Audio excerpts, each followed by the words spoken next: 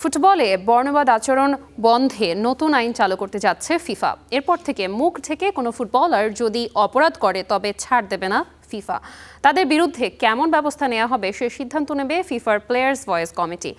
সম্প্রতি ভিনির সাথে বর্ণবাদী আচরণ করা ফুটবলার প্রেস্তিয়ানির নামেই নামকরণ করা হবে এই আইন।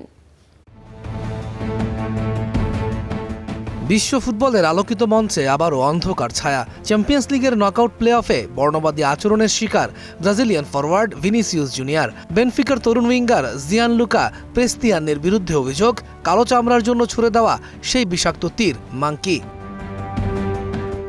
এই নিয়ে জলঘোলা কম হয়নি। ভিনিসিয়াস নিজেই ইনস্টাগ্রামে লিখেছেন, রেসিস্টরা সবার আগে কাপুরুষ। সেই একটা লাইনই যেন পুরো যুদ্ধের কথা বলে। আর এই ঘটনা ঘিরে বিশ্ব ফুটবল ফের উত্তাল। কারণ এটা শুধু একটা ঘটনা নয়, এটা ভিনিসিয়াসের দীর্ঘ যুদ্ধের নতুন অধ্যায়। লা লিগা অনুসারে 2021 সালের অক্টোবর থেকে এখন পর্যন্ত তার বিরুদ্ধে 26টিরও বেশি বর্ণবিদ্বেষী ঘটনা ঘটেছে।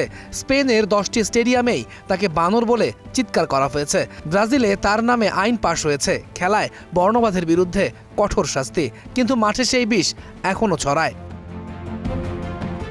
এবারে বর্ণবাদের বিরুদ্ধে নতুন আইন করতে যাচ্ছে ফিফা। স্কাই নিউজ জানিয়েছে, ফিফার এই নতুন আইনের নামই হয়ে গেছে প্রেস্তিয়ানি আইন। কারণটা সহজ কিন্তু ভয়ঙ্কর। ফুটবলাররা প্রতিপক্ষকে গালি দিতে গিয়ে জার্সি দিয়ে মুখ ঢেকে ফেলেন যাতে ক্যামেরায় না ধরতে পারে। এই অভ্যাসটা এতটাই সাধারণ যে এটাকে স্মার্ট ট্রিক বলেও মনে করা হয়। কিন্তু যদি সেই ঢাকা মুখের আড়ালে বর্ণবিদ্বেষ বা অশালীন কথা বলা হয় তাহলে আর ছাড় নয়। ফিফার প্লেয়ার্স ভয়েস কমিটি এখন এটাই আলোচনা করবে, মুখ ঢেকে অপরাধ করলে সেটাকে সরাসরি শাস্তিযোগ্য অপরাধ হিসেবে গণ্য করা হবে কিনা। ফিফা সভাপতি জিয়ানি ইনফান্তিনো স্পষ্ট করে বলেছেন, খেলা ও সমাজে বর্ণবিদ্বেষের কোনো স্থান নেই, আর এর বিরুদ্ধে কঠোর পদক্ষেপও নেওয়া হবে। ভিনিসিয়াসের বিরুদ্ধে বর্ণবিদ্বেষী মন্তব্যের ঘটনায় দুঃখ প্রকাশ করেছেন ফিফা সভাপতি।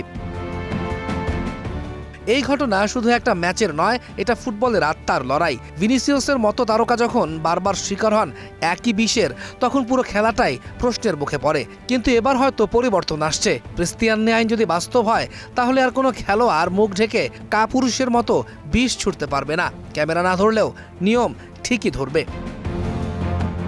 তৌহিদুল ইসলাম, স্টার নিউজ।